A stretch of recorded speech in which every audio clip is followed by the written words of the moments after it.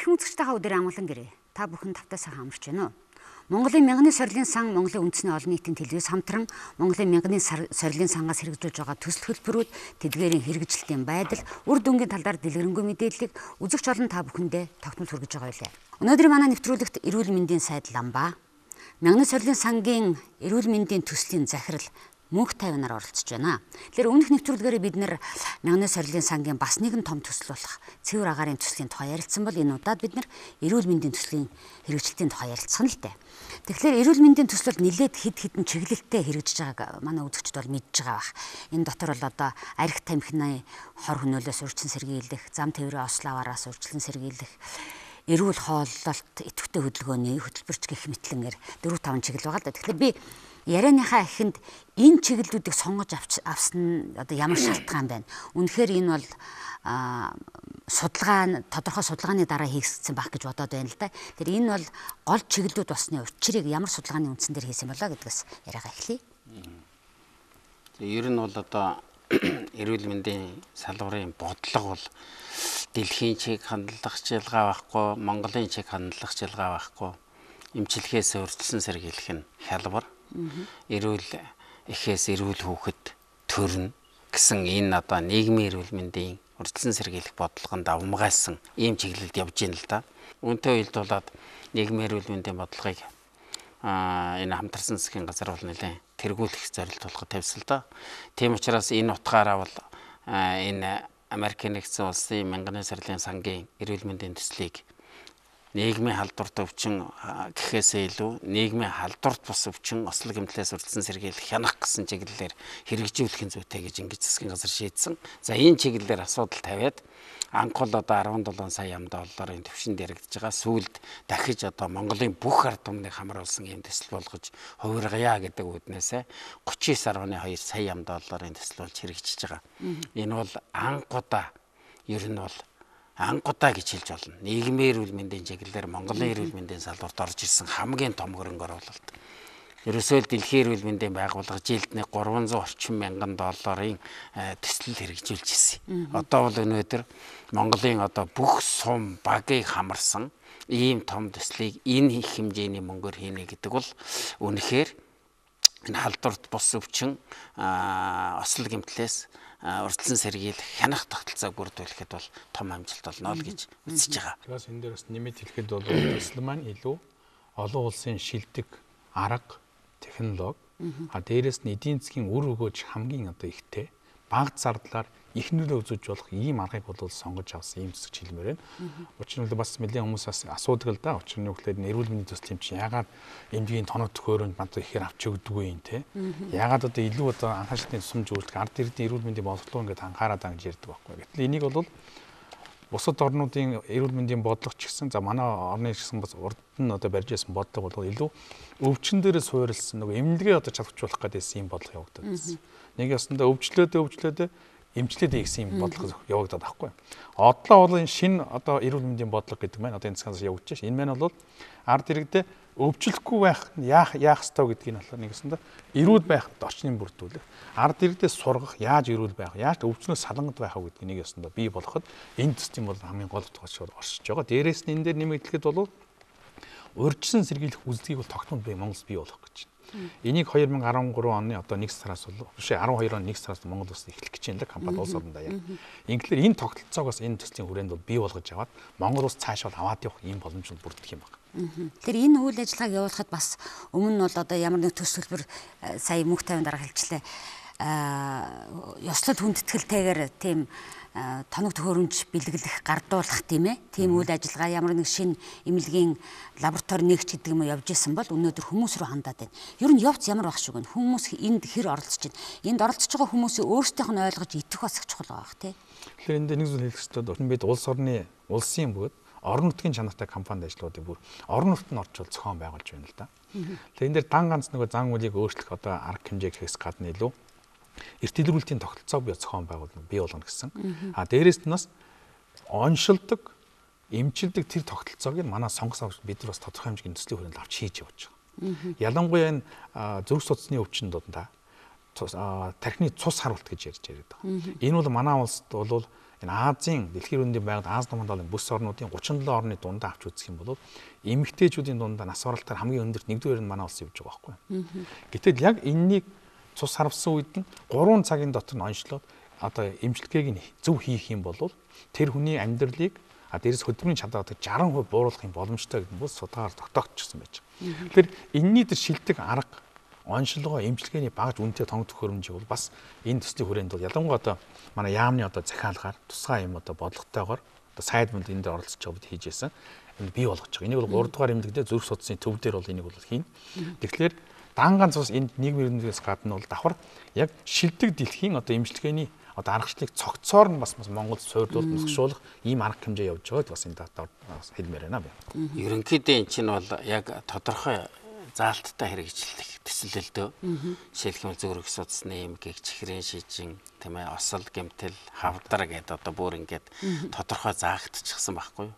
Өөрөөр хэлбэл халдвар тус өвчний дотор зөнгөлөх байр суурь эзэлж байгаа өвчнүүдээ сонгоод авчихсан. Одоо хавдар гэхтэл Монгол улс чинь бол хамгийн их өндөр түвшинд явж байгаа ийм өвчлөл шүү дээ. Тэгэл тэр олон одоо өвчлөлүүдийн хавдрыг одоо бууруулахын тулд энэ вакцинд яаж хамруулах вэ? Өнөөдөр чи Монгол улс жишээлбэл элэгний хавдар гэхтэл нийт хавдрынхаа дотор 40% нь эзэлж байна. Гэтэл энэ чинь 1992 онд л вегийн вакцин хийснээс л хойш өнөөдөр идэвхтэй бууралтууд яваад эхэлж байгаа байхгүй. Түүнтэй адилхан өнөөдөр энэ төсөл дотор умаа хозооны хавдар, хөхний хорт хавдрын одоо эсрэг хийдэг вакциныг энэ төслийн хүрээнд наазах нэг октын 10% хамруулахаар л одоо шийдвэрлэлцэл байх жишээтэй. Ер нь бол одоо сая мөнгө тайван захирлаа хэлж байгаачлан энэ зүрхний эмгээг болон одоо энэ зүрх судасны чиглэлийн өвчин чинь бол Монголын өвчлөл нас баралтын номер 1. Хоёрт нь хавдар гэдээ орж байгаа шүү дээ. Тэгээ бодоод үзтээ нөгөө ганцхан тоо хэлэхэд одоо энэ эхийн эндэгдэл хүүхдийн одоо бага насны хүүхдийн болон энэ нялхсын эндэгдэл за тэгэл янз бүрийн халдварт өвчнөр нас орж байгаа хүмүүсийн тоотой харьцуулаад үзэхэд Монгол улсд бол халдварт өвчнөр нас орж байгаа хүний тоо 16 дахин их байна.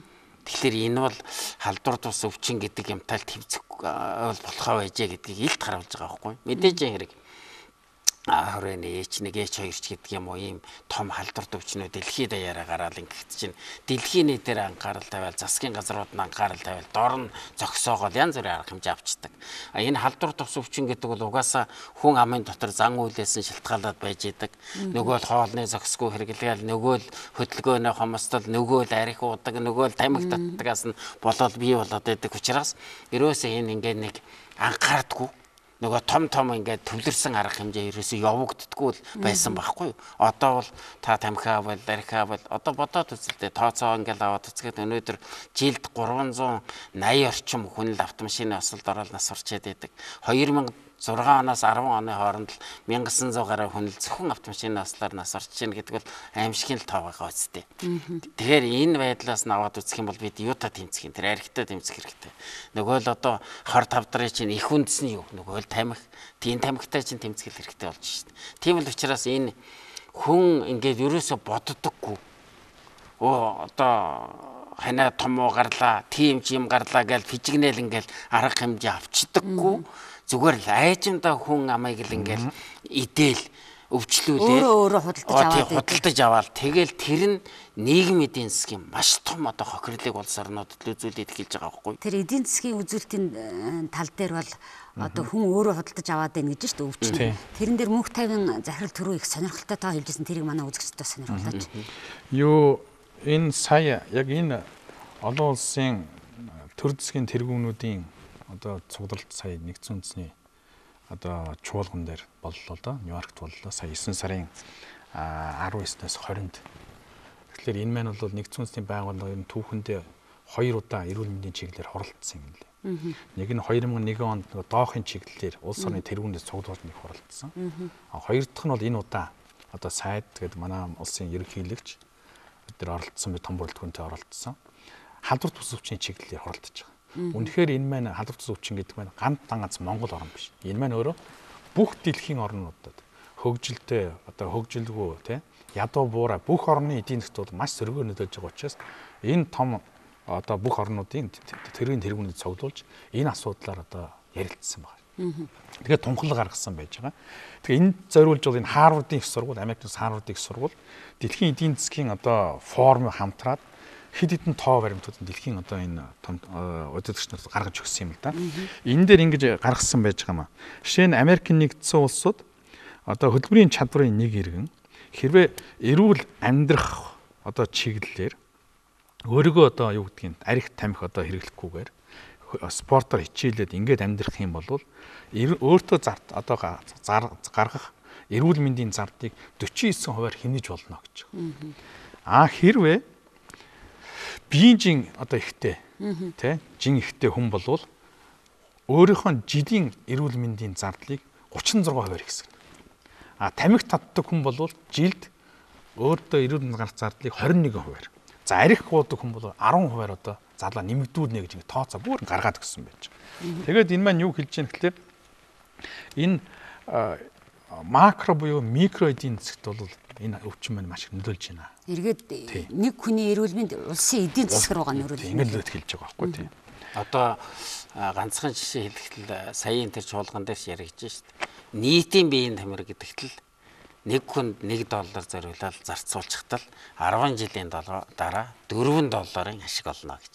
Энэ бол нарийн тооцоогоо. Өнөөдөр ягаад энэ нийтийн биеийн тамир нийгмийн эрүүл мэндийг дэмжих жил энтрийг засгийн газар зарлаад байгаа юм. Ерөөсөө энэ эрүүл мэнд гэдэг чинь бол зүгээр нэг эмнэлгийн байгууллагын эмнэлэгт хэвтүүлээд эмчилж яадаг тухай ойлголт биш. Та өөрөө спортоор хичээлдэг хэвээр. Эрүүл мэндийн ам жишээлх юм бол одоо даатгалын тогтолцоог хүртэл энэ нийгмийн эрүүл мэндийн чиглэл рүү чиглүүлээд байгаа чинь үнэтэй л болоод байна шүү дээ. Тэгэхээр энэ одоо ойлголтууд бий болоход энэ мянганы сарлын сангийн төсөл үнэхээр чухал үүрэг гүйцэтгэж байгаа. Би энд нэг л юмд одоо маш их талархаж явж байгаа л да. Өөрөөр хэлэх юм бол урдах одоо манай энэ янз бүрийн төслүүд бол нэг тодорхой нэг 3 аймаг ч юм уу 4 аймаг ингэ сонгож авч хэрэгжүүлж ирсэн. Улаанбаатарын нэг дүүрэгч гэдэг юм уу. Одоо энэ төсөл бол бүх суманд хүрнэ. Тэгэхээр төсөлд бол манай өрхийн эмнэлгүүд сумын одоо бүх эмнэлгийн эмч сувлагч тэнд ажиллаж байгаа хүмүүс хамрагдаж байна гэсэн үг байхгүй. Өөрөөр хэлбэл тэнд дандаа сургагч багш нарыг бэлдээд за энүүгээрээ дамжуулаад тэр арх тамхины хор хөнөөл халдвартаас өвчин энэ осол гэмтлийн асуудлыг ярьдаг барьдаг болчихно гэдэг бол эцсээс ерөөсөө маш их хэмжээний хөрөнгийг хэмнэх тэр үндсэн боломжийг чинь бүрдүүлээд байгаа. Би ганцхан жишээлх юм бол өнөөдөр осол гэмтлэр ирж байгаа энэ одоо үзүүлэлт чинь бол гэмтэл согос судлалын үндэсний төв болоод гэмтлийн эмнэлгүүдийн ачааллыг бол дэндүү болгож байгаа байхгүй юу. Одоо бодоод үзэлтэй манай гэмтэл согос судлалын үндэсний төвөөс гаргасан мэдээлэлээр үзэхэд зөвхөн одоо энэ 2010 онд л гэхэд осол гэмтлээд өртсөн хүн чинь 15 мянгад хүрч байгаа шүү дээ. Тэгэхээр осол гэмтэлд өртсөн хүн бүхэн энэ эмнэлэгт ирж байгаа шүү дээ. Хоолны хордлогол болчихж шүү дээ. Тэгэл баахан зардал гаргаж байгаа үстэй. Тийм учраас бол бүх асуудлыг бол ерөөсөө л хүнтэй, нийгэмтэй, урьдчилан сэргийлэх асуудалтай холбосон ийм том төслийг л Монголын ард түмний оюун санаанд хийх л ийм төсөл гэж ингэж ойлгох хэрэгтэй. Үрдүнч би гарна гэж үзэж байгаа. Одоо бол сая Нью-Йоркод Вашингтоноос мянганы сарлын сангийн удирдах одоо хүн ирж уулзсан. Ер нь бол манайд хэрэгжиж байгаа энэ 4-5 одоо энэ мянганы сарлын төсөл дотор эрүүл мэндийн төсөл бол маш их амжилттай хэрэгжиж байна. Маш их хурдцтай явж байна. Тэгтэл би бас хурдцын түргэтгэх үүднээсээ жишээлх юм бол одоо тэр Вашингтоноос авж байгаа зөвшөөрөл юм жаахан хөнгөлж өгөөч гээл одоо давраал одоо шахаж байгаа шүү дээ.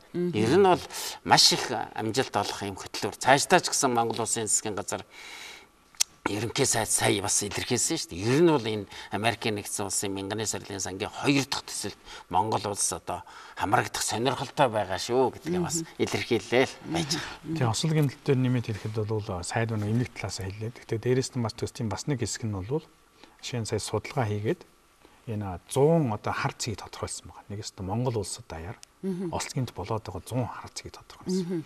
За тэрний эсрэг 16 хар цэгийг нь бол үндсэндээ сонгож аваад яг эсрэг арга хэмжээг бол одоо зохион байгуулах гэж байна л да. Тэрний 70% нь үндсэндээ Улаанбаатар хотод, үлдэж байгаа хувь нь бол одоо хотоос гадуур зам дээр бол хийгдэг. Энэ бол яг тэмдэглэгээ, хурд сааруулагч, хязгаарлагч, гэрлэн дохоо эдэргээ тий. Гэх мэтийн юмд бас давхар хийгдэж байгаа юм бас хэлмээр юм л да. Тэгэхээр энэ бол маш шүргэн хүрээнд яваад их олон талын олон салбарын байгууллага хамтарч ажиллаж байгаа юм байна л да. Тэгэхээр энэ хөтөлбөр бол одоо бол хэрэгжиж байна. Ер нь тэгээ цааш ингээд хэрэгжиж явах тохиолдолд одоо та нар яг төслийг гардан зохион байгуулж байгаа хүмүүсийн хувьд одоо хамтран ажиллаж байгаа байгууллага хүмүүс энэ дээр одоо чухам юун дээр илүү бид нар анхаарч сэтгэл тавьмаар байна гэж одоо харагдаж байгаа юм. Тэгэхээр энэ төсөл маань бол яг эрүүл мэндийн төсөл. Гол нь бол эрүүл мэндийн хамтран хэрэгжүүлж байгаа. Тэгвэл бас нэг энэ онцлог нь бол салбар хоорондын уялдаа холбоо буюу бусад салбар энэ дээр бол хамтарч ажиллахгүй юм явахгүй гэдэг нь ойлгомжтой. Тэгэхээр тэр талаасаа нэлээд бол хамтарч ажиллаж байгаа. Дээрээс нь сая сайд маань ч гэсэн хэллээ энэ дээд хэмжээний чуулган дээр зарим сайд нар буюу төрийн нэрмд хэлж ирсэн. Нийгмийн эрүүл мэндийн асуудал одоо бол дан ганц эрүүл мэндийн сайдын асуудал биш болжээ. Энэ бол одоо хөгжлийн сайдтай, эдийн засгийн сайдтай цуг хамтарч энэ асуудлыг шийдэж явахгүй бол улс орон буюу дэлхийн эдийн засгт нөлөөлдөг ийм том асуудал болчтой гэдэг цогцоор нь харддаг болё гэдэг асуудал энэ тавигдчихсэн л да. Тийм ч учраас манай төсөл дээр бол маш олон салбар хоорондын уялдаа холбоог одоо хийж өгсөн байж байгаа. Ойролцоогоор 3 орчим сая ам долларыг бид нар бол өрсөлдөөн тэтгэд хөтөлбөр гэдэг юмараа зарлж өгч байгаа. Энэ маань яг л өөр салбарын энэ чиглэлээр энэ төсөлд оролцож энэ өвчнийг бууруулахад одоо арга хэмжээ одоо зохион байгуулалт бол энэс манайх бол тэтгэл авах ийм боломжтой. Ийм арга зүй байж байгаа. Нэг ёсондоо тэр 39 сая долларыг чинь яг иймд одоо зарцуулна гэж заасан байгаа мөртлөө 3 саяг нь болохоор тухайн одоо иргэний оролцоо төрийн бус байгууллага тий ардчлал одоо бусдад байгууллагын усуд бол энд оролцох ийм боломж нь бол нээлттэй гэдэг нь бас гаргаж өгч байгаа бас төсөл маань онцлог л да энэ дээр бол. Тий ялангуяа одоо боловсролын байгууллагууд бол маш их өргөн хүрээнд оролцож шүү дээ. Ягаад гэвэл ер нь бол одоо эн чинь жоохон хүүхдээс нь төсөөлөл одоо энэ эрүүл мэндийн руугаа анхаардаг тогтолцоор бол явахгүй бол том болсон хойно эрүүл мэндийг хамгаална гэдэг асуудал байхгүй шүү дээ тийм ээ. Тийм учраас бол энэ мянганы сарлын